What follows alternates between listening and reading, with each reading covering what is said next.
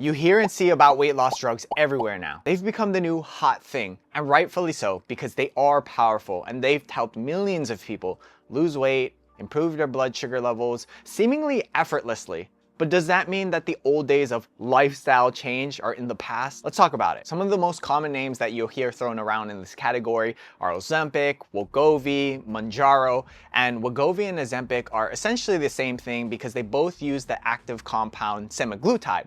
So if you've heard that word, that's what they're referring to. Ozempic and Wegovy are just the brand names. So what are they? How do they work? And are these the magic pills that we've been waiting for when it comes to easy weight loss without lifestyle change? And at the end, I'll go over the lifestyle changes that you can start implementing today to start losing weight or get better weight loss results, whether you're taking these things or not. So how do these things work?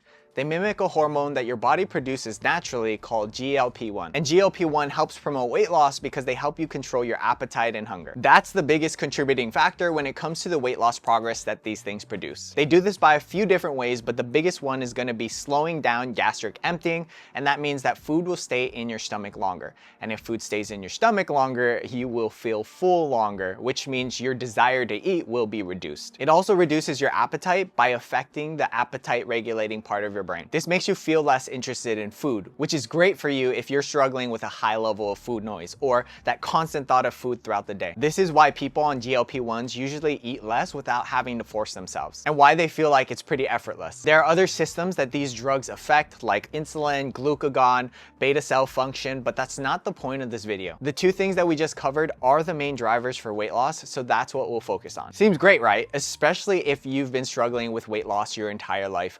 I remember when I was struggling with my weight loss, I felt hopeless. I felt stuck in this cycle of yo-yo dieting. And every time I lost the weight, I would gain it all back, like I was destined to be overweight my entire life. But just like any drug, there are some side effects to it, and it could range from being absolutely horrible to not bad at all. I've had some online fat loss coaching clients who were taking these drugs while we were working together, and the stomach pain and GI discomfort that some of them experienced was horrible. So much so that it would keep them up at night. And it's important to note that everyone will react differently to these things, but some common side effects are nausea, diarrhea, and upset stomach. Because again, remember, the thing that they do is slow down gastric emptying, and the longer that food stays in your stomach, the longer that it could cause some irritation as well. Want a good way to feel like not eating all day? Just feel nauseous. Now that you know the basics, what they are, how do they help you lose weight, and some possible negative side effects, let's get back to the main question. Do these drugs end the need for lifestyle change when it comes to weight loss?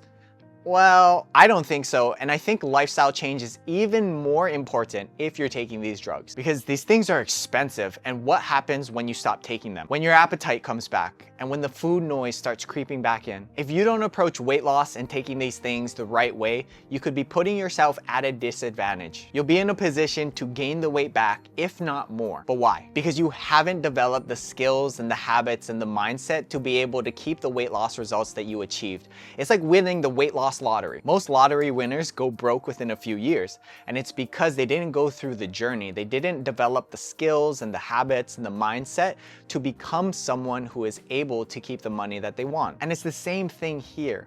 If something helps you eat less food, that's great, but you didn't learn about your nutrition. You didn't learn what types of foods will help keep you full and satisfied. You didn't learn how you can eat more food for less calories, or what to do when you feel like emotionally eating or stress eating. You didn't learn that through the process. And one of the biggest drawbacks for weight loss achieved through these drugs is a loss of muscle. If you didn't make it a point or a priority to strength train while you're taking these things, you've lost muscle mass, which means your metabolism has slowed down and you're burning less calories throughout the day. Let me paint this picture for you. That means when you stop taking these things, your hunger and appetite comes back, probably even stronger because you've been in a calorie deficit for so long, and it has that pendulum effect. Your cravings start to sink in again, and your metabolism is slower now, which means you can put on the weight easier. And that's just a perfect storm for gaining all of the weight back. And although I think there are plenty of circumstances where taking these drugs is the appropriate thing to do, I also think that a lot of people are taking these things unnecessarily. If you just want to lose the last 30 pounds, you don't need these things. And if you're taking them currently, I encourage you to start building healthy lifestyle changes